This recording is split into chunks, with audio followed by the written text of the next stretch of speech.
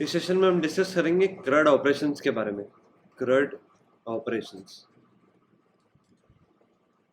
अब ये सेशन थोड़ा सा ज़्यादा लेंथी होने वाला है और मैं आज जो आपको कोड लिखाऊंगा वो करीबन आपकी कॉपी में 8 से 9 से 10 पेज में आएगा, तो ध्यान से देखिएगा। आज का लेक्चर बहुत ही इंपॉर्टेंट होने वाला है। अब आज के लेक्चर में हम क्या करेंगे, हमने जो भी आज तक सीखा वो सारा कुछ एक ही बार में अप्लाई करेंगे और एक एप्लीकेशन डेवलप करेंगे। मतलब कि एप्लीकेशन डेवलपमेंट ही है, लेकिन इसमें CRUD ऑपरेशंस का हम यूज करेंगे। तो समझते हैं कि CRUD क्या होता है। तो CRUD होता है, C होता है क्रिएट के लिए, R होता है रिट्रीव, U मतलब कि अपडेट, D से मतलब होता है डिलीट। मतलब कि हमें कुछ ऐसी एप्लीकेशन डिजाइन करनी है जो कि रिकॉर्ड्स को क्रिएट करे, रिट्रीव करे, अपडेट करे और हमारे लिए डिलीट भी कर दे। उसके बाद में कुछ एडिशनल फंक्शनैलिटीज भी मैं डिस्कस करूंगा, जैसे कि लिस्ट, सर्च वगैरह वगैरह, और काफ़ी सारी फंक्शनैलिटीज हम डिस्कस करेंगे। अब जो हम प्रोग्राम बनाएंगे उसका आप ऑब्जेक्टिव लिख लीजिए। ऑब्जेक्टिव राइट प्रोग्राम और application to store information of 100 students. मतलब कि 100 स्टूडेंट्स के जो डिटेल्स है वो उसमें सेव हो जाए। डिटेल्स कौन कौन सी? रोल नंबर और एक लास्ट होगा नेम। जो भी स्टूडेंट का फुल नेम है, मतलब कि फर्स्ट नेम, लास्ट नेम और स्पेस बीच वाली इंक्लूडेड। अब आगे डिस्कस करते हैं कि आगे क्या।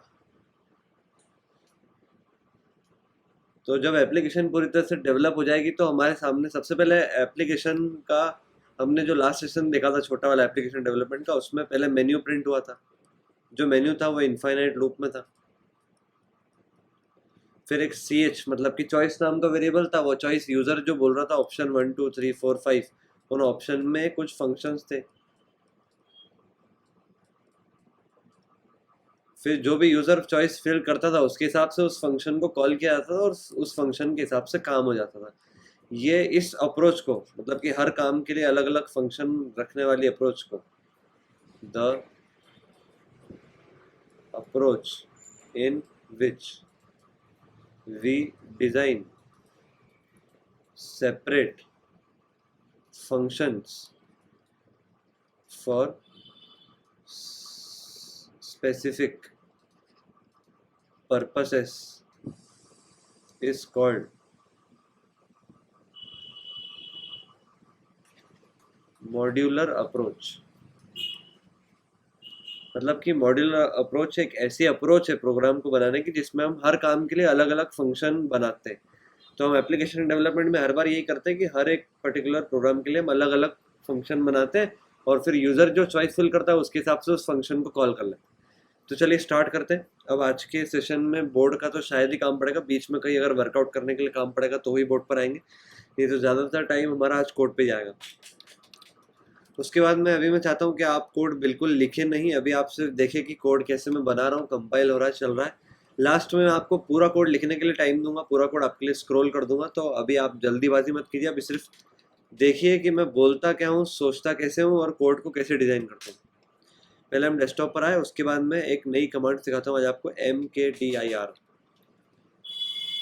CMD के लिए, ये आपके लिनक्स वाले टर्मिनल के लिए mkdir का मतलब होता है मेक, dir का मतलब डायरेक्टरी।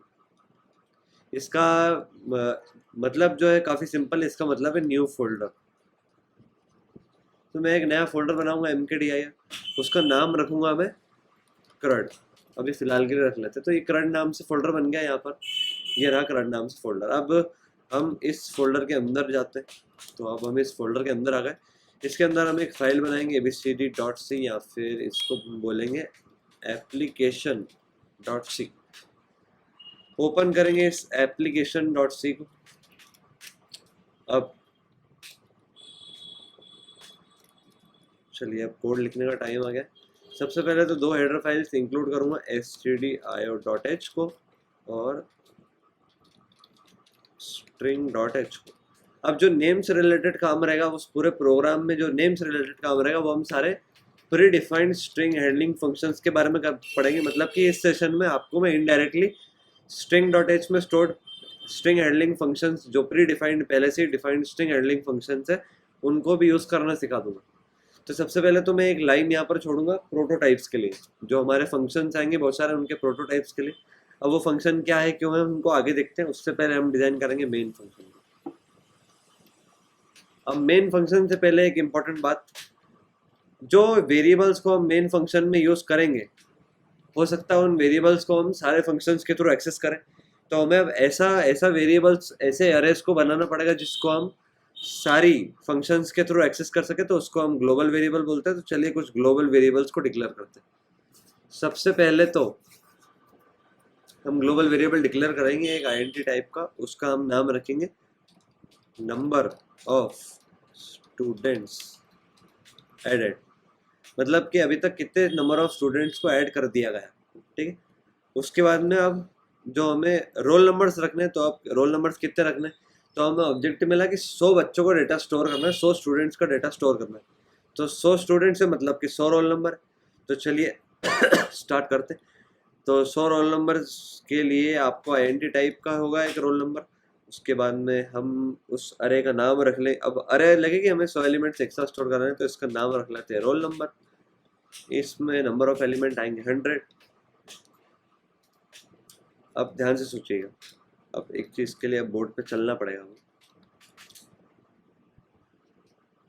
अब फॉर एग्जांपल हम रखते हैं 22 कैरेक्टर्स का, रखते हैं हम नेम, हमारा जो स्टूडेंट नेम है, स्टूडेंट नेम जो है हमारा, उसको समझते हैं कि वो 22 कैरेक्टर्स का होगा।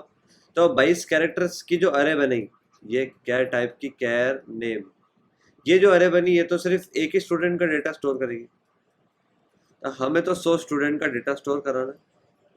तो हम क्या करेंगे, यहाँ पर एक 2 डिमेंशनल अरे बनाएंगे। 2 डिमेंशनल अरे, इस टाइप के अरे को 1 डिमेंशनल अरे बोलते हैं।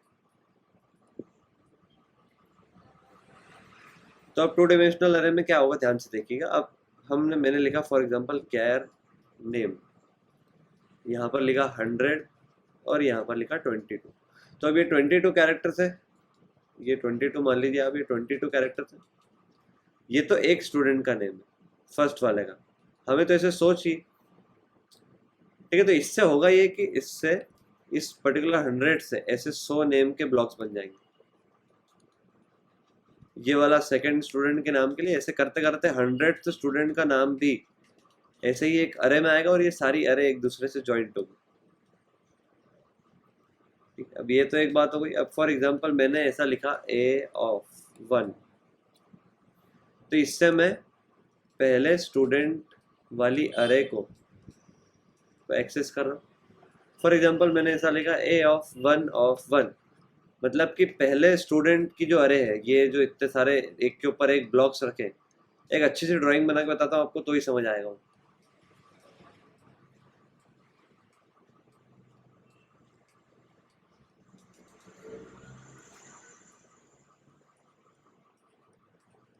ये 2D अरे का एक पिक्चराइजेशन है आपके सामने। इस टाइप की कुछ 2D अरे रहेगी। ये जाते जाते यहाँ पर 22 ब्लॉक्स रहेंगे, और ये यहाँ तक जाते जाते यहाँ पे 100 ब्लॉक्स रहेंगे। ये पहला ब्लॉक, ये दूसरा है, ये तीसरा है। उसके बाद में आगे जाते जाते ऐसे आगे। फॉर एग्जाम्पल अब इसमें मैंने एक गलती करी, उसको मैं अभी हाल ही सुधारूंगा। मैंने गलती ये करी कि जो अरे की इंडेक्सिंग होती है वो 0 से स्टार्ट होती है। तो ये 0, ये फर्स्ट, ये सेकंड, जाते जाते एक 99th आएगा लास्ट में। 100 तो नंबर ऑफ एलिमेंट, तो ये 99th अरे आ गई। अब ध्यान से देखिए। अब फॉर एग्जांपल इस अरे का नाम है a, और इसकी ये कैपेसिटी 100 of 21। अगर मैंने कहीं ऐसा लिखा a of 0, तो किसकी बात होगी, तो a of 0 से इस पूरी अरे की बात होगी। अगर कहीं लिखा a of 3, तो यहाँ पर जो थर्ड वाली पूरी अरे है, पूरी 22 कैरेक्टर, तो उनकी बात होगी। तो इसको ध्यान में रखिएगा। तो हम एक 2 डायमेंशनल अरे डिजाइन कर लेंगे। उस 2 डायमेंशनल अरे के अंदर क्या टाइप की वेरिएबल होगी, उसका नाम हम रख देते हैं नेम। सिर्फ नेम से काम हो जाएगा। उसके बाद में नेम के अंदर अब 100 नेम स्टोर करना है और एक नेम 22 कैरेक्टर्स का है। 22 इसलिए क्योंकि एक लास्ट वाला स्ट्रिंग टर्मिनेटर के लिए और एक उसके पहले वाला न्यू लाइन कैरेक्टर के लिए। तो चलिए ये तो हमारे काम हो गए। अब इसके लिए वापस से मैं एक लाइन छोड़ूंगा हमारे प्रोटोटाइप्स के लिए। तो वापस से मेन फंक्शन के अंदर आ जाएंगे। अब मेन फंक्शन के अंदर क्या, तो मेन फंक्शन के अंदर जब प्रोग्राम आएगा, मतलब कि प्रोग्राम पहली बार चला, तो सबसे पहले होना ये चाहिए कि नंबर ऑफ स्टूडेंट्स एडेड की वैल्यू 0 सेट हो जाना चाहिए। मतलब कि प्रोग्राम के शुरू होते से ही तो कोई स्टूडेंट्स एडेड है ही नहीं। ठीक है, ये हमने पहला काम करा है। अब हमें कराना कुछ नहीं है, बस एक आइडेंटिटी टाइप की वेरिएबल लगी है ch नाम का, जिसमें हम चॉइस कैच कर सके। अब हम फिर से एक इनफाइनाइट लूप इंप्लीमेंट करेंगे मेन्यू को डिजाइन करने के लिए, और मेन्यू के डिजाइन में आप ऑप्शन बनाना स्टार्ट कर देंगे। तो ऑप्शन में पहला ऑप्शन लिखेंगे, पहला ऑप्शन हम लिखेंगे ऐड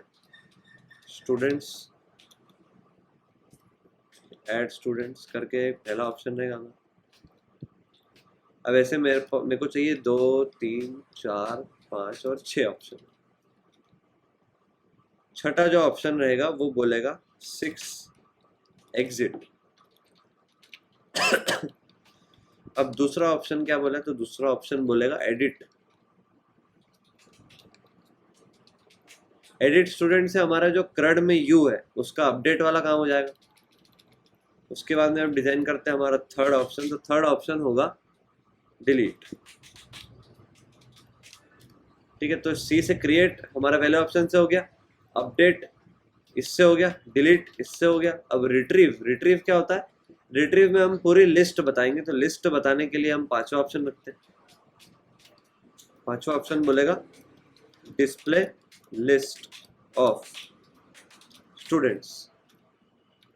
पांचवा बता देगा हमें जो भी स्टूडेंट्स ऐड हुए सबकी लिस्ट। फोर्थ ऑप्शन क्या करेगा हमारे लिए, फोर्थ मैंने एक एक्स्ट्रा फीचर ऐड किया सिर्फ आपको कुछ बेसिक इंसाइट देने के लिए डेटा स्ट्रक्चर्स में। उसको हम नाम देंगे सर्च स्टूडेंट। मतलब कि एक स्टूडेंट को सर्च करना है उसके रोल नंबर से, सर्च स्टूडेंट्स। ठीक है, अब ये तो हो गई हमारी बात। अब इसके आगे हम बोलेंगे कि भाई printf एंटर योर चॉइस। मतलब कि अब आप क्या करना चाह रहे हो इन सारे ऑप्शन में से। फिर उसकी वैल्यू रखने के लिए scanf %d %। अब कहाँ पर स्टोर कराएंगे, तो ch में। अब हमारे वन लाइनर इफ्स आएंगे। उससे पहले मैंने scanf का यूज किया था f stdin, ताकि हमारी एप्लीकेशन में आगे जाके कोई प्रॉब्लम ना हो। उसके बाद में आप एक कंडीशन ध्यान से देखिएगा, if ch is less than 1 और ch इज ग्रेटर देन 6। मतलब कि अगर चॉइस जो यूजर ने दी वो 1 से छोटी है और 6 से बड़ी है, या फिर 6 से बड़ी, दोनों में से अगर कोई भी एक भी कंडीशन है, तो हम ये बोल देंगे कि printf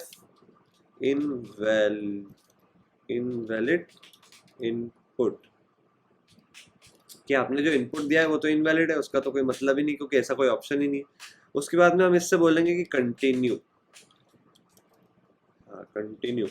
कंटिन्यू से होगा ये कि कंट्रोल वापस से इस पूरे वाइल लूप की स्टार्टिंग में पहले स्टेटमेंट पे चला जाएगा, फिर से मेन्यू प्रिंट होगा, फिर से एंटर योर चॉइस आएगा। तो ये भी बढ़िया है। अब आगे चेक करते हैं। अब आगे हमारे जो इफ कंडीशन है वो सारी इफ कंडीशन आएंगी, तो हम उनको समझ लेते हैं। If ch is equal to 1। अब ऐसे हमारे पास कितने ऑप्शन है, तो 6 यहाँ पर 3 4 5 और ये 6। छठे ऑप्शन पे हमारा जो इनफाइनाइट लूप है वो ब्रेक हो जाना चाहिए, और लास्ट में जो रिटर्न 0 है ये एग्जीक्यूट हो जाना चाहिए। तो अब इफ ch इक्वल टू 1, तो उस केस में क्या, उस केस में मॉड्यूल चलना चाहिए ऐड स्टूडेंट्स। उसके बाद में if choice is equal to 2, मतलब कि अगर 2 नंबर ऑप्शन सिलेक्ट हुआ तो 2 नंबर ऑप्शन के लिए हमने रखा था edit students. If choice equal to 3, तो थर्ड ऑप्शन हमने जो रखा था वो था डिलीट स्टूडेंट्स। सही है, एंटर देने की आदत। फोर्थ ऑप्शन हमने शायद रखा था सर्च का। हाँ जी, सर्च स्टूडेंट्स। फिफ्थ ऑप्शन जो था वो था display list of all students. तो अब हमें पता है कि फंक्शंस के नाम क्या होने वाले हैं। तो अब फंक्शंस के नाम हमें पता है, तो अब हम इनको डिक्लेयर कर सकते हैं। तो डिक्लेयर कर लेते हैं, चलिए इसको शुरुआत में चल के, तो शुरुआत में चल के इनको डिक्लेयर करते हैं। तो ये सारे ही फंक्शन जो है ये वॉइड टाइप के। तो void add students, void edit students, void, उसके बाद में एडिट के बाद में था हमारा शायद डिलीट था, delete students, void search students, void display list of all students. ये हमारे प्रोटोटाइप्स डिक्लेयर हुआ है। अब इन प्रोटोटाइप्स को मैं कॉपी कर लूंगा और अब इनकी डेफिनेशंस लिखना हम स्टार्ट करेंगे। ये इफ कंडीशन पे हमारा मेन फंक्शन खत्म हो गया। अब हमें मेन फंक्शन में एटलीस्ट कुछ नहीं करना। अब हम इनको एक एक करके लिखते जाएंगे। तो अब ध्यान दीजिएगा कि ऐड स्टूडेंट के अंदर क्या होना चाहिए। तो सबसे पहले तो इसमें कंट्रोल आते से ही एक आईएनटी नया बन जाए, जिसकी डेथ मतलब कि वो इसी फंक्शन के अंदर स्पेसिफिक, मतलब कि वो ऐसा हो कि हम उसे इसी फंक्शन के अंदर यूज करना है हमें। तो मतलब कि एक टेम्पररी रोल नंबर रखने के लिए चाहिए, जो हम यूजर से इंपोर्ट करवाएंगे। तो टेम्पररी रोल नंबर रखने के लिए हम एक नया वेरिएबल असाइन कराते हैं जिसका नाम होगा जे। मैं शुरुआत में जे लिख देता हूँ, जे रोल नंबर या फिर जे रोल नंबर। आप कुछ भी लिख सकते हैं नाम उसका, कुछ नाम से कोई फर्क नहीं पड़ता। जे रोल नंबर और एक क्या टाइप की अरे जे नेम।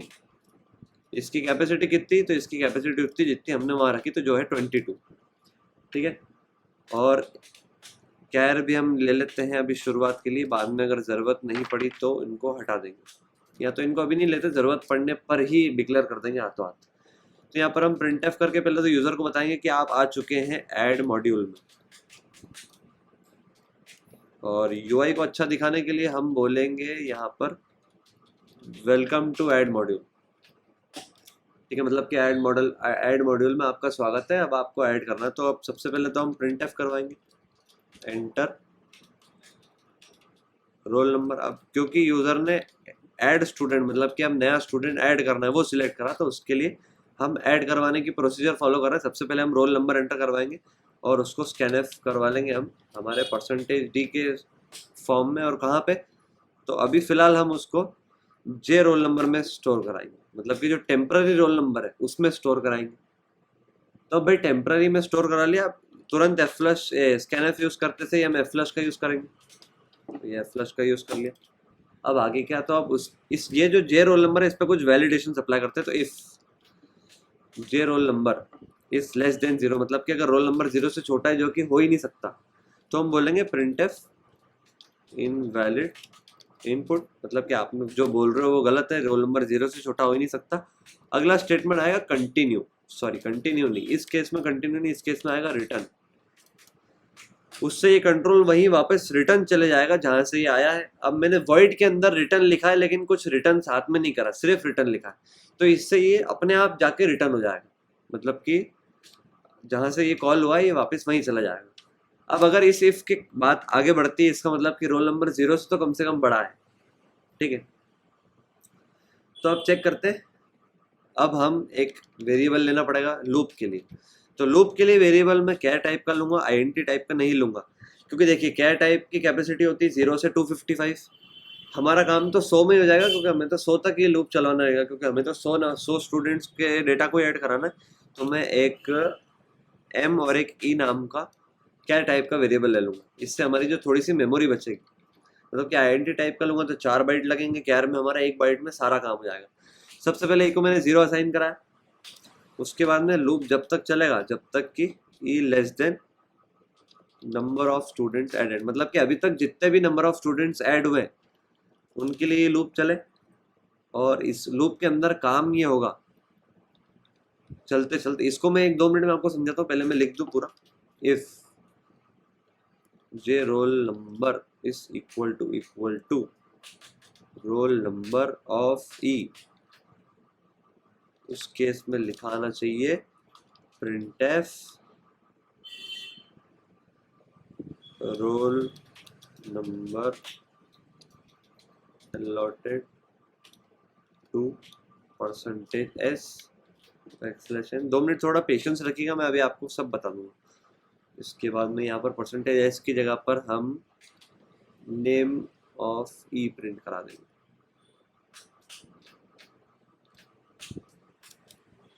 ठीक है, इसको मैं थोड़ा सा छोटा करूँगा क्लियर दिखने के लिए। ठीक है, और ये प्रिंट कराने के बाद में हम इसको यहाँ से वापस भगा देंगे मेन फंक्शन के पास में। उसके बाद में हर केस में ई प्लस प्लस, ठीक है, ई प्लस प्लस करा। अब इस लूप से क्या होगा तो देखते समझते, इसके लिए बोर्ड की जरूरत पड़ेगी। अब देखते, अब जो नंबर ऑफ स्टूडेंट्स एडेड है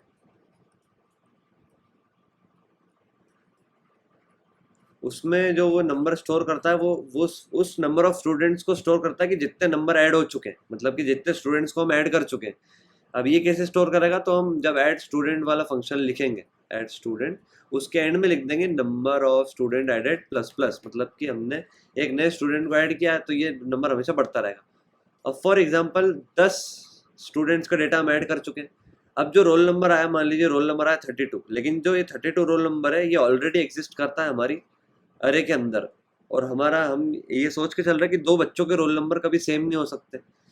तो हमने इसलिए चेक करा हर घर में जाके कि कहीं ये रोल नंबर है वही तो नहीं जो हमारे पास में अभी टेम्पररी है। तो इसको हमने चेक करने के लिए ये जो जे रोल नंबर है, टेम्पररी वाला रोल नंबर है जो इस फंक्शन के अंदर है खाली, उसको हमने ई को पहले 0 पे बिठाया, मतलब कि वैसे ही हमने जैसे हम हर घर में घूमते हैं अरे के अंदर, वैसे ही कुछ किया है। मैं समझाने की कोशिश करता हूँ। अब जैसे फॉर एग्जांपल ये ओरिजिनल हमारी रोल नंबर वाली अरे है 100 एलिमेंट की, तो ये ऐसी कुछ अरे है।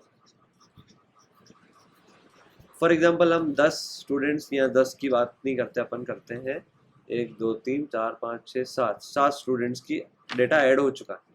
अब फॉर एग्जांपल इसमें रोल नंबर है 23, इसमें 25, 27, 28, 39, 43 और 32। अब फॉर एग्जांपल यूजर ने बोला कि मुझे एक रोल नंबर का डेटा ऐड करना है 32, तो अब 32 तो ऑलरेडी एग्जिस्ट करता है और उससे अलोकेटेड कुछ और नाम होगा, और इसके आगे वो बोल रहा है कि एक 32 नाम को बनाओ, तो ऐसा तो संभव नहीं है। 2 बच्चों के रोल नंबर कभी सेम नहीं हो सकते, इतना तो आप भी जनरल नॉलेज इतनी तो हम भी रखते हैं कि 2 बच्चों के रोल नंबर सेम नहीं हो सकते। तो हमने क्या किया, लूप चलाया 0th एलिमेंट से, हर घर में जाके चेक करवाया। ये 0 एलिमेंट से ये लूप चालू हुआ, ई प्लस प्लस, मतलब कि हर घर में विजिट कर रहा है। अगर जो हमारे पास में अभी रोल नंबर है जो हमने स्कैन करवाया है वो अगर रास्ते में कहीं पे मिल जाए रोल नंबर ऑफ ई में, मतलब कि रोल नंबर मिल गया और फिर हमने उस जो वो ई है उसका नाम प्रिंट करा दिया, ये नाम %s में प्रिंट करा दिया, तो अगर हम वापस ऐड करने की कोशिश करेंगे 32 रोल नंबर, तो वो भी बोल देगा कि 32 तो ऑलरेडी इस नाम को फलाने फलाने नाम को ऑलरेडी अलॉटेड है, आप अब 32 रोल नंबर के नाम से एक और एंट्री नहीं कर सकते। तो इससे हमारा वो सब चेक हो गया। आगे क्या, आगे अब हमने चेक कर लिया है कि जो रोल नंबर इनपुट आया वो ना तो 0 से छोटा है और ना ही अभी तक पहले कभी इनपुट हुआ है। अब क्या करना है आगे, अब देखिए, अब हम बोल देंगे printf एंटर नेम, मतलब कि अब आप नाम इनपुट करो। नाम को हम पकड़ेंगे fgetS से। fgetS में कहाँ पकड़ेंगे, तो कहाँ पकड़ने के लिए हमने एक टेम्पररी अरे बनाई है जिसका नाम है jname, तो jname में पकड़ेंगे 22 की ये है, और stdin इसका लोकेशन है जहाँ से उठाना है। अब क्या आगे, तो सबसे पहले तो flush stdin, flush करने के बाद में वही पुराना जो एल्गोरिथम है हमारा flush से fgetS से रिलेटेड कि jname of strlen of jname -1 is equal to string terminator semicolon, मतलब कि जिधर वो अभी बैठा है उसमें जो एंड में एक फालतू का न्यू लाइन कैरेक्टर है उसकी जगह पर स्ट्रिंग टर्मिनेटर आ जाए। इस लाइन से वो काम हो गया। अब हम कुछ इंटरफेस बनाएंगे नया। अब हम बोलेंगे printf, अब हम ऐसा बोलेंगे कि सेफ क्वेश्चन मार्क और y n, मतलब कि यस या नो। या उसके बाद में खोलना, ठीक। मतलब कि आप इस डेटा को सेव करना है या नहीं, हमारी जो ओरिजिनल डेटाबेस है, जो हमारी एंट्री की लिस्ट है ओरिजिनल जो ग्लोबली डिक्लेयर्ड है, उसमें इसको स्टोर करना है कि नहीं, यस या नो। अब इस यस या नो के लिए हम कैरेक्टर टाइप का एक वेरिएबल यूज करेंगे, क्योंकि वाई या एन आएगा, तो m को हम बोल देंगे m इज इक्वल टू गेट कैर। अब ये क्या नई चीज है, इसको समझते हैं। तो ये मैं ऐसे ही बताता हूँ आपको, या फिर थोड़ी सी थ्योरी लिख लीजिए आप, लिख लीजिए get char is a predefined function which is used to scan one character only, ठीक है। अब इससे जो होगा ये कि इससे एक कैरेक्टर स्कैन होगा और वो m को असाइन हो जाएगा। काफी सिंपल बात है, इसमें कोई बड़ी बात नहीं। अब हम चेक करेंगे कि यूजर ने y बोला है या n बोला है, और वो y बोलेगा या n बोलेगा, वो तो m के अंदर आएगा। तो अब हम चेक करते हैं कि अगर यूजर ने y नहीं बोला है, इफ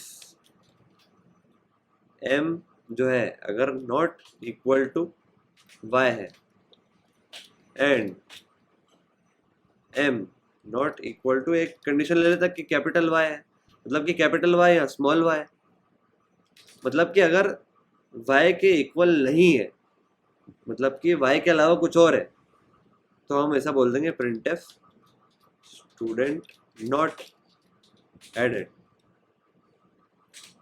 ठीक है। मतलब कि स्टूडेंट ऐड हुआ ही नहीं और वापस भगा देंगे यहाँ से मेन फंक्शन के बाद में।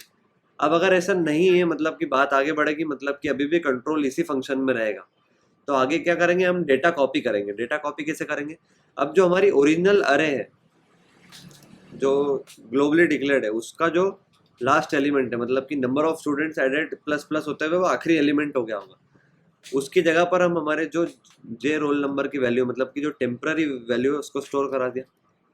उसके बाद में आप एक नई चीज फिर से strcpy। तो अब ये strcpy क्या है, तो इसको समझते हैं। ये फर्स्ट पॉइंट लिख लीजिए। सेकंड, इसको आप लिख लीजिए string.h, इसके ऊपर एक हेडिंग डाल लीजिए string.h और उसके ये पॉइंट्स है। सेकंड आप लिख लीजिए strcpy, it is a predefined function used to copy strings, syntax strcpy, destination source। इसका मतलब क्या, डेस्टिनेशन मतलब कि वो जगह जहां पर हमें डेटा रखना है, सोर्स मतलब कि जहां से उठा के रखना है। तो strcpy अब रखना किधर है, सबसे पहले तो डेस्टिनेशन आएगी, तो डेस्टिनेशन है हमारी वो अरे, मतलब कि name of number of students added. मतलब कि अब मैंने बात करी थी कि अगर मैं नेम के आगे सिर्फ एक ही बार ये यूज हुआ हो, मतलब कि हम पर्टिकुलर नाम, उस नाम की बात करें, इसको आप एक और बार समझिए, नहीं तो आपको कुछ कंफ्यूजन हो जाएगा, तो आगे प्रॉब्लम आएगी। मैंने बोला था कि नेम ऑफ 100 ऑफ 22, इससे होगा ये कि 22 नाम है, ये 22 नाम की एक सीरीज है, ये 22 नाम की ये एक और सीरीज है, मतलब 22 कैरेक्टर्स की, ये 22 कैरेक्टर्स की एक और सीरीज है, ये 22 कैरेक्टर्स की एक और सीरीज है, ये 0th लाइन है, ये फर्स्ट लाइन है, ये सेकंड लाइन है, ये थर्ड लाइन है। अगर मैं बोलूं कि नेम ऑफ 2, तो मैं इस पूरी रो की बात कर रहा हूं। अगर मैं बोलूं नेम ऑफ 0, तो मैं इस पूरी रो की बात कर रहा हूं। अगर मैं बोलूं नेम ऑफ x और x की वैल्यू है 5, तो मैं जो 5th नंबर पे जो पूरी रो है 22 कैरेक्टर्स की, मैं उस पूरी रो की बात कर रहा हूँ, उस पूरी रो के पहले एलिमेंट को। आप वो वाला झंझट आप छोड़िए, आप उस रो को ही समझ लीजिए। अब ये तो हो गया कि डेस्टिनेशन की डेटा रखना किधर है, उठाना कहाँ से, तो उठाना कहाँ से वो भी रख देते हैं। तो उठाना कहाँ से, वो है टेम्पररी, जो कि है जे नेम, ठीक है। वो जे नेम से डेटा उठाएगा और हमारी जो ग्लोबली डिक्लेयर्ड अरे है उसमें जाके उस डेटा को रख देगा, स्टोर कर देगा। अब लास्ट में होना ये चाहिए कि जो नंबर ऑफ स्टूडेंट्स एडेड है वो प्लस प्लस होना चाहिए, मतलब कि जो अगर ये स्टूडेंट्स वाला ऐड वाला मॉड्यूल चल जाता है और ये दोनों एंट्रीज हो जाती है, तो मतलब कि एक और स्टूडेंट ऐड हो गया है, तो अब नंबर ऑफ स्टूडेंट्स एडेड जो कि टोटल है वो एक आगे भी तो बढ़ना चाहिए। जैसे कि मान लीजिए 10 स्टूडेंट्स ऑलरेडी एडेड थे, हमने एक और ऐड किया तो अब 11 हुए, तो इससे हम उस 10 को 11 कर लेंगे। काफ़ी सिंपल है, थोड़ा सा लेंदी है, लेकिन अब आपको समझने के लिए तो फॉलो करना ही पड़ेगा, कुछ भी हो जाए। Number of students added plus plus कर दिया हमने, मतलब कि एक स्टूडेंट्स बढ़ा दिया। अब नया कुछ यूज़र इंटरफेस क्रिएट करना सिखाता हूँ आपको। अब हम बोलेंगे printf student added successfully, press any key to continue. मतलब कि अब हम ऐसा बोलेंगे कि press any key to continue. अगर आपने देखा हो तो ऐसा लिखा आता है हर कहीं कहीं जगह पे, कोई आपने सिस्टम किया हो तो। मतलब कि हम यूज़र से बोल रहे हैं कि आप कोई सी भी की दबाइए तो उससे ही प्रोग्राम आगे बढ़ेगा, मतलब कि वेट मोड पे आ जाएगा। अब वेट मोड में आने के लिए क्या यूज़ करते हैं, तो स्कैनएफ। लेकिन स्कैनएफ की जगह पे मैं यहाँ पर एक प्री डिफाइंड फंक्शन यूज़ करूँगा जो कि है गेट कैर। अब ध्यान समझिए, गेट कैर के बारे में भी थोड़ी देर पहले ही लिखा है मैंने, डिस्कस कर लेते हैं उसको। getChar is a predefined function used to scan one character only। हम ये चाहते हैं कि एप्लीकेशन रुके, एक कैरेक्टर जैसे ही इनपुट आए आगे बढ़ जाए, तो इसलिए हमने getChar का यूज़ कर लिया। अब पहले जब getChar का यूज़ किया था यहाँ पर, तो हमने m को वैल्यू असाइन कराई थी। यहाँ पर हमने किसी भी चीज़ को वैल्यू असाइन नहीं कराई, उस वैल्यू को जाने दिया, क्योंकि वो वैल्यू काम की नहीं है। हमने सिर्फ getChar का रोकने के लिए काम में लिया getChar को। अब इससे getChar से एक प्रॉब्लम होगी कि जो एक कैरेक्टर इनपुट होगा वो stdin में चले जाएगा, तो उसको f फ्लश कर देते हैं, कोई बड़ी बात नहीं हमारे लिए, हम सीख चुके हैं कि अगर कुछ डेटा फालतू आ जाए इनपुट में तो उसको f फ्लश से हटा सकते हैं। यहाँ पर खत्म होता है हमारा ऐड मॉड्यूल। अब जो एडिट है, डिलीट है, सर्च है, इनको हम अगले सेशंस में डिस्कस करेंगे। इस सेशन में डिस्प्ले लिस्ट ऑफ स्टूडेंट्स को डिस्कस करते हैं, और इस प्रोग्राम जो हमने बनाया इसको हम टेस्ट करके देखेंगे। लिस्ट ऑफ स्टूडेंट्स का कुछ अप्रोच सोचते हैं कि सारे लिस्ट ऑफ स्टूडेंट्स को हम कैसे डिस्प्ले करेंगे, तो ये भी काफ़ी सिंपल है, इसमें भी कोई बड़ी बात नहीं। तो अब हम डिस्कस करेंगे display list of all students, जबकि हम अब सारे जो स्टूडेंट्स हैं उनकी रिकॉर्ड जो है वो सारे ऐड करवा चुके हैं, अब हमें सिर्फ प्रिंट कराना है। तो अब सबसे पहले इसमें एक हमें क्या टाइप का वेरिएबल लगने वाला है, वो भी सिर्फ लूप लगाने के लिए एफ वाला, जो कि 0 से लेके वहाँ तक चलेगा जो नंबर ऑफ स्टूडेंट्स एडेड में जो नंबर सेव्ड है, मतलब कि टोटल नंबर ऑफ स्टूडेंट जो सेव्ड है।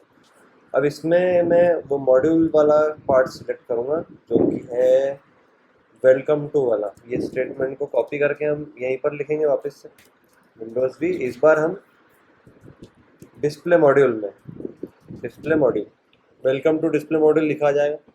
उसके बाद में पहले f को हमने 0 पे छोड़ा, उसके बाद में एक लूप का यूज़ किया। लूप के अंदर हम क्या करेंगे, ध्यान से देखिएगा। लूप के अंदर हम एक कंडीशन लिखेंगे f less than number of students added, मतलब कि नंबर ऑफ स्टूडेंट एडेड तक ये लूप चलना चाहिए 0 से लेके। अब हमें क्या करना है, यहाँ पर अब सारी वैल्यूज प्रिंट करा देनी, तो print F roll number percentage D, ठीक है। उसके बाद में हम यहाँ पर 2 टैब से 2 स्पेसेस दी, उसके बाद में नेम परसेंटेज एस। अब होना क्या चाहिए यहाँ पर प्रिंट, तो इस यहाँ पर प्रिंट होना चाहिए रोल नंबर ऑफ, ये परसेंटेज डी जो है, ये जो यहाँ पर परसेंटेज डी है इसकी जगह पर रोल नंबर ऑफ एफ जहाँ पर अभी बैठा है वो, और नेम ऑफ एफ। काफ़ी सिंपल बात है। उसके बाद में हर बार एफ प्लस प्लस हो जाए, मतलब कि एक ही रिकॉर्ड बार बार प्रिंट नहीं हो, 0 से आगे भी बढ़े। ये सब होने के बाद में फिर से वही कि ये वाला स्टेटमेंट, ये तीनों स्टेटमेंट, इनफैक्ट ये तीनों स्टेटमेंट्स इसके एंड में आएंगे।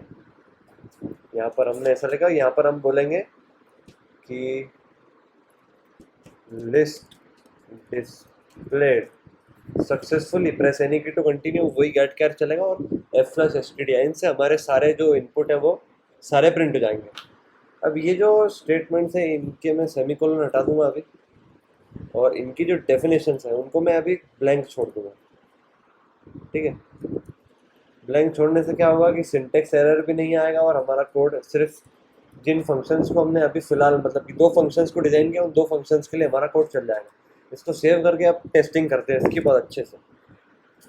तो टेस्टिंग करने के लिए gcc applications.c इससे हमारी ए डॉट आउट फाइल बन जाएगी उसी फोल्डर के अंदर ही। ए डॉट आउट को जैसे मैं बोलूँगा अभी मेन्यू प्रिंट हो गया, add student, edit student, delete student, search और डिस्प्ले लिस्ट ऑफ। पहले एग्जिट करके देख लेते, तो एग्जिट से एग्जिट हो रहा है, प्रोग्राम एंड हो रहा है। अब शुरुआत करते हैं। शुरुआत में अब फर्स्ट नंबर पे ऐड स्टूडेंट, तो ये वेलकम टू ऐड मॉड्यूल आ गया। Enter roll number, for example मेरा जो कॉलेज का रोल नंबर है वो है 27। फिर एंटर नेम, तो मेरा नेम, ठीक है, अब मेरा नेम ये मैंने एंटर कर दिया, एंटर कर दिया। अब सेव करना है या नहीं, तो यस सेव करना है, यस, ठीक है। Student added successfully, press any key to continue. यहाँ पर गेट केयर काम नहीं कर रहा है, तो गेट केयर में क्या प्रॉब्लम है, गेट केयर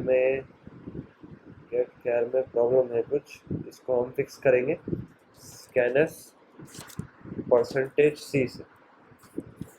जहाँ पर भी गेट केयर लिखा था वहाँ पर हम स्कैनफ परसेंटेज सी का यूज़ कर लेंगे, तो उससे हमारी जो प्रॉब्लम है वो सॉल्व हो जाएगी। अब इसको एक बार वापस से कंपाइल करेंगे एग्जिट करके, पहले क्लियर करेंगे जीसीसी एप्लीकेशंस, पहले सेव कर लूँगा इसको, फिर एप्लीकेशंस डॉट सी। यहाँ पर हमें वैल्यू भी असाइन करानी है, तो गेट केयर वर्क करना चाहिए एक्चुअली। यहाँ पर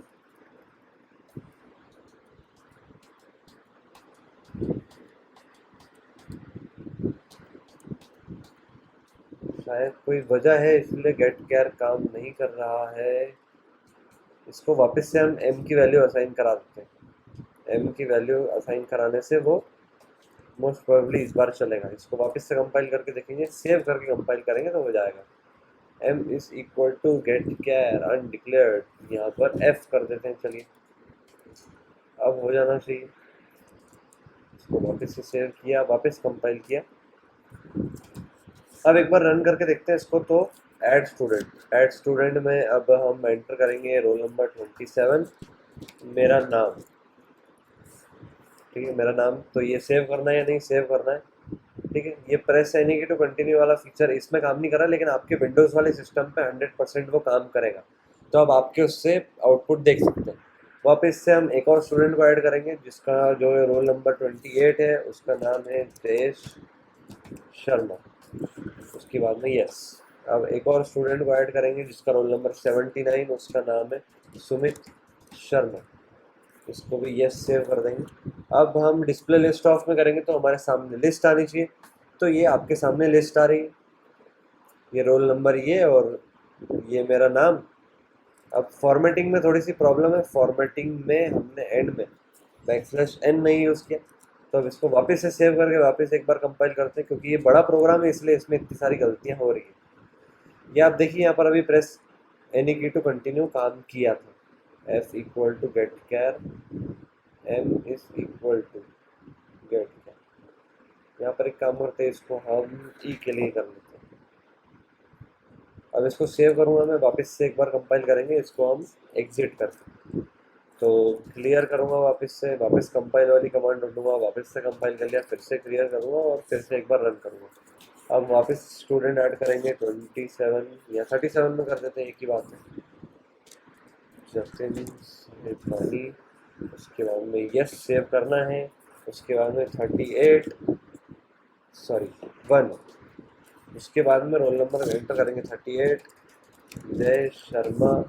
अब फॉर एग्जांपल इसको मुझे सेव नहीं करना, तो मैं एन एंटर कर दूंगा, तो वो स्टूडेंट नॉट एडेड लिखा हुआ आ गया, लेकिन अब ऐड करना तो है, तो एक बार वापस ऐड कर देते हैं 38 जय शर्मा, ठीक है। इसको इस बार सेव कर देना, फिर एक और स्टूडेंट ऐड करेंगे, फॉर एग्जांपल 31, इसका नाम है करण प्रजापत, ठीक है, ये इसको भी सेव करना है। एक और ऐड करेंगे लास्ट 79, इसका नाम है सुमित शर्मा, इसको भी सेव करना है। यस, अब डिस्प्ले लिस्ट ऑफ को चेक करेंगे तो 5 ऑप्शन है, तो ये आपके सामने रोल नंबर आ गए व्यवस्थित और उनसे एसोसिएटेड नाम आ गए जस्ट उनके सामने। तो हमने सक्सेसफुली एक एप्लीकेशन बना ली, ये नीचे लिखा हुआ भी है list displayed successfully, press any key to continue. अभी तक हमारा प्रोग्राम बिल्कुल बढ़िया है। अब हम अगले सेशन में इसमें delete student, edit student, search student के कुछ लॉजिक्स को ऐड करेंगे। सबसे पहले तो इन तीनों लॉजिक में आप सोचिएगा कि हमें करना क्या है। तो तीनों लॉजिक में हमें सिर्फ सर्च का लॉजिक बनाना, सर्च का एक बार बना लिया तो सर्च को यूज़ करके हम एडिट भी कर लेंगे, सर्च को यूज़ करके हम डिलीट भी कर लेंगे, तो इसमें कोई बड़ी बात नहीं। इसका जो सर्च स्टूडेंट, इन तीनों का जो लॉजिक रहेगा वो शुरुआत का तो सेम ही रहेगा, बाकी आगे एडिट करने में कुछ अलग अलग लॉजिक रहेगा थोड़ा बहुत, और डिलीट करने में भी कुछ अलग लॉजिक रहेगा, तो देखेंगे उसको नेक्स्ट सेशन समझेंगे। इस सेशन के लिए इतना ही। Thank you for your patience, have a nice day. आज वाला कोड मैं आपको एक बार कॉपी करवा देता हूँ, मतलब कि आप आपकी नोटबुक में लिख लीजिए, यहाँ से वीडियो पॉज करके इतना नोट कर लीजिए पहले यहाँ तक, उसके बाद में यहाँ ये वाला पार्ट नोट कर लीजिए अच्छे से, उसके बाद में ये वाला पार्ट नोट कर लीजिए अच्छे से, उसके बाद में ये वाला पार्ट नोट कर लीजिए अच्छे से। इनको नोट मत कीजिएगा, इसके मैं अलग से आपको नेक्स्ट सेशन में इसके लिस्ट डिस्प्ले के बाद ही लाइन में ही इन तीनों के भी डेफिनेशन लिखवा दूंगा, और वो भी काम हो जाएंगे आपके। तो बस मेन पॉइंट ये कि आपको समझ आना चाहिए, आपको इस प्रोग्राम को सिर्फ एक बार आपके पहले सिस्टम पे रन करके देखना है। रन करने के बाद में आप जब इसको वर्कआउट करेंगे तो आपको पता चलेगा कि ये जो इतना कठिन प्रोग्राम दिख रहा है इसके अंदर एक्चुअल में कुछ भी नहीं है, ये सिर्फ ऐसे ही प्रोग्राम है फालतू सा। लेकिन मुझे आपको कुछ पर्टिकुलर एक टॉपिक समझाना है, कुछ चीज़ों की इंपॉर्टेंस समझाना है, उन चीज़ों की इंपॉर्टेंस समझाने के लिए हमें इस एप्लीकेशन को पूरा डेवलप करके टेस्ट करना ही पड़ेगा। तो मैं एक ओवरव्यू दे देता हूँ आपको कि उन चीज़ों में क्या है। तो उन चीज़ों में ये है कि जैसे ही आपने अभी देखा होगा टर्मिनल पे, जब मैंने इस फाइल को, अब जैसे फॉर एग्जांपल ये हमने 4 रिकॉर्ड्स एंटर कर रखे, अब फॉर एग्जांपल मैंने एग्जिट किया, अब मैं जब वापस एग्जीक्यूट करूँगा और फिर डिस्प्ले करूँगा फाइल, तो यहाँ तो कुछ डिस्प्ले हो ही नहीं रहा है। तो प्रॉब्लम ये है कि जो हमने डेटा एंटर करा था वो टेम्पररीली स्टोर हो रहा है, लेकिन हमें कुछ ऐसा काम करना है जो परमानेंट हो, मतलब कि जो रोम में हमारा डेटा सेव होते जाए, जो फ्लैश मेमोरी है, जो हार्ड डिस्क है, उसमें हमारा डेटा स्टोर हो। हमें जो डेटा है उसको रीड एंड राइट करना है फाइल में, तो उसके लिए हमें एक टॉपिक आएगा आगे फ्यूचर में, मतलब आने ही वाला है वो, आप उससे सिर्फ 1-2 टॉपिक दूर है, जिसका नाम है फाइल हैंडलिंग। फाइल हैंडलिंग के पहले हम एक चीज़ सीखेंगे, स्ट्रक्चर्स। इसकी इंपॉर्टेंस मैं आपको नेक्स्ट सेशन में बताऊंगा। उससे इससे हमारी जो अभी वाला ये प्रोग्राम है बहुत बहुत बहुत ज़्यादा सिंपल हो जाएगा, और कुछ बचेगा ही नहीं फिर इस प्रोग्राम में समझने लायक। स्ट्रक्चर्स के साथ में स्ट्रक्चर से एसोसिएटेड एक छोटी मोटी बात रहेगी, पॉइंटर से रिलेटेड, पॉइंटर अरिथमेटिक, मतलब कि पॉइंटर्स पे कुछ basic plus plus minus minus operation रहेंगे, उनके बारे में समझेंगे, वो स्ट्रक्चर्स के पॉइंट ऑफ व्यू से जरूरी है। चलिए मिलते हैं नेक्स्ट सेशन में। आज का सेशन आई होप आपको अच्छे से समझ आया। Thank you for your patience, have a nice day.